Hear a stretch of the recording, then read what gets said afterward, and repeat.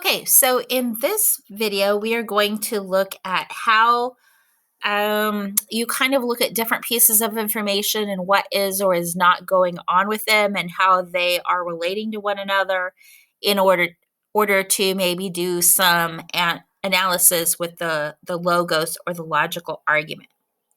All right, so if we look at the red banner again that we looked at in a previous video, right, this is where it says our sources of information are going to be.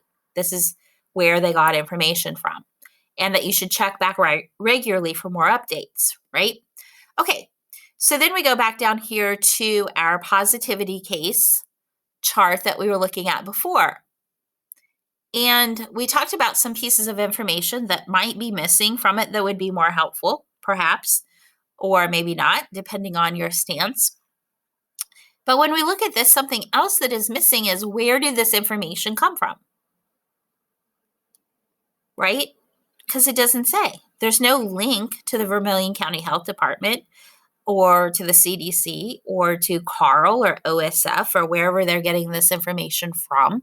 It doesn't tell you where this came from, right? We have the information up here that just says, oh, here's where we're getting stuff from and we will be updating you. But then it doesn't say what information that follows that comes from where. So I don't think DAC is doing this for any particular reason other than they're just trying to give you information you can see without a lot of clutter on the page, right?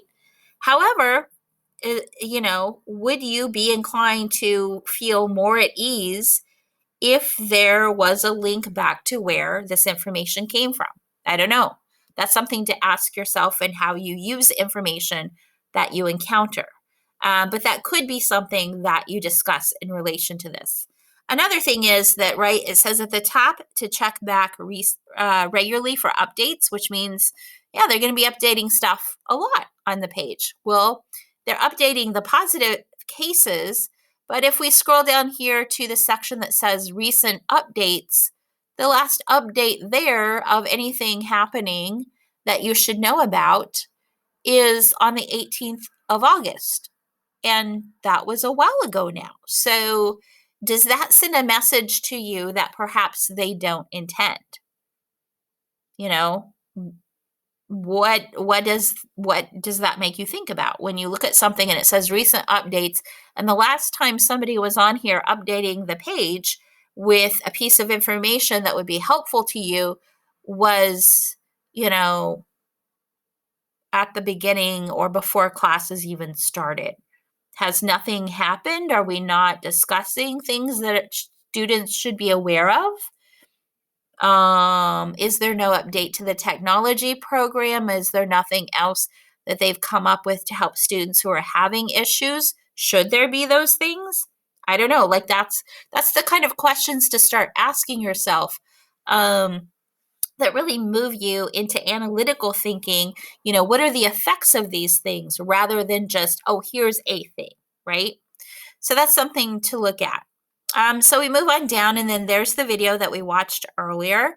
And moving down here, we can see there's the COVID concern report form. And so it says report it if you have a problem or concern connected to COVID safety on campus. And then we have the community college safety plan, and we have the Danville area community college pandemic safety plan, which I'm not sure what the difference between that and the student one is. If I'm just looking at this alone, that might be kind of confusing. And then here's a block that says when illness occurs at Danville area community college, right?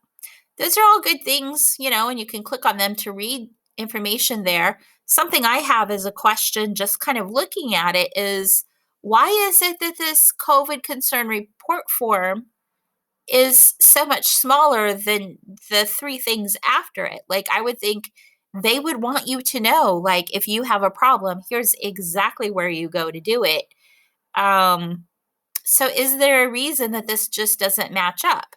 Is it because of the type of tile it is, the function, or is there something where they're trying to diminish the